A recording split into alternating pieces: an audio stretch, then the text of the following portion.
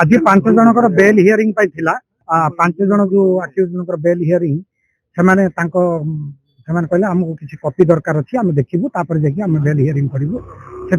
समय मागिक समय आसंता 24 तारिख में बेल हियरिंग ट्रीटमेंट से कहले मत ट्रीटमेंट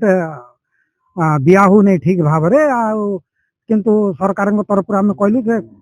माने कोर्ट से एमकेसीजी मेडिकल हॉस्पिटल रे प्रॉपर ट्रीटमेंट दिया जाइए ग्रुप ऑफ डॉक्टर्स एग्जामिन करिसेंती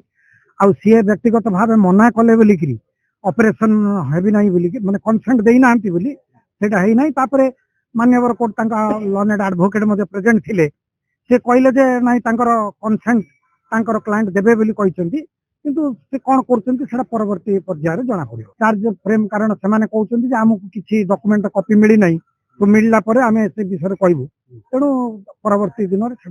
ठीक कर प्राय समस्ते अपेयर करथिले बोध हुए मोर जहाँ मन पड़ुची विक्रम पंडा वीडियो कॉन्फ्रेंसिंग रे नथिले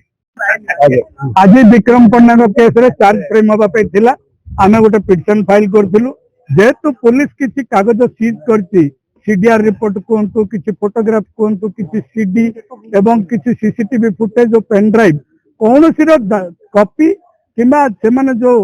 पीआई पैरेड रो कॉपी 164 स्टेटमेंट जो कॉपी अच्छे से कौन दिशु ना से माने न दिशला भाया कॉपी देते ए समस्त कागज दवाई आज आम कोर्ट रे पिटिशन फाइल करूँ मान्यवर अदालत प्रोसिक्यूशन को कहले आसंता 24 तारीख सुधा समस्त कॉपी से आम मान सप्लाई करेंगे द्वितीय कथा है विक्रम पंडा जो स्वास्थ्य खराब से आम कोर्ट नजर को आनी कोर्ट को दर्शेलु जेहेतु ए सरकार विक्रम पंडा को मारिदेवा चेष्टा कर जेल भितर रखिकी तेणु तरबरिया भाव में गोटे डाक्टर टीम करते से टीम देते ऑपरेशन हम किंतु शेष लिखिं विक्रम पंडा मना करने हेतु आम ऑपरेशन कलु ना तेणु डिस्चार्ज कर सन्देह हो सरकार प्रेसर रे ये जो Brahmapur MKCG medical college hospital doctor कहतु पुलिस प्रशासन कहतु जेल प्रशासन कहतु जेहेतु विक्रम पंडा आगु अभियोग करते ए सरकारी दल मते जीवन रे मारिदेवा चेष्टा कर जेल भितर बिना चिकित्सा मारिदेवा चेष्टा कर विरुद्ध में आम पिटिशन फाइल करूँ आमको भल हॉस्पिटल भुवनेश्वर रे प्राइवेट हॉस्पिटल रे जेहेतु सरकारी कल जिते मत विरोध कर जेल भितर रखिंट निश्चित भाव में मत मारिदेवा चेष्टा करेंगे तेणु मत प्राइवेट हॉस्पिटल को दि जाऊ मान्यवर अदालत निर्देश कर जेल को जे आसंता काली सुधा मु विक्रम पंडा पाखु जीवी पाखु एक डिक्लेरेशन नहीं आसबि से ऑपरेशन हवा को चाहूले ना नहीं से डिक्लेरेशन फाइल है परवर्ती अवस्था कोर्ट काली आसंता काली कोर्ट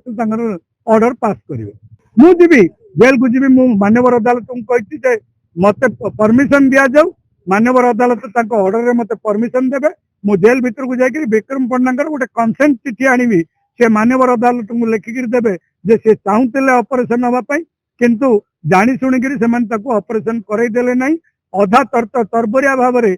बाहर कर जेल को पठेदेले जे विक्रम पंडा गोटे कंसेंट लेटर से चाहते ऑपरेशन हवाई आग लिखिकी आणतु जड़े वकिल जहाँ जी वकिल से परमिशन देवे से जाकि विक्रम पंडा गोटे कंसेंट लेटर आनिक आसंता काली सुधा कोर्ट रे दाखल करने कोर्ट निर्देश चार्ज कौन फ्रेम हो पार ना कारण कौन डॉक्यूमेंट कॉपी सी देना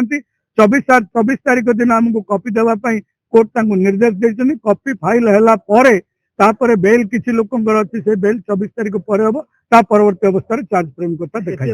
बर्तमान से जेल भितर मेडिकल रे अच्छी एपीआर कर पारे ना जड़े जदि मुदाला जेल रे मेडिकल अच्छी से किपर एपीआर कर तेणु से एपीआर करना मेडिकल रे जेल भितर मेडिकल रे से एडमिट होगी अच्छा जदि आपंक आम भिडी भल लगा तेब आम चैनल को लाइक शेयर और सब्सक्राइब करने को जमा भी भूलु नहीं।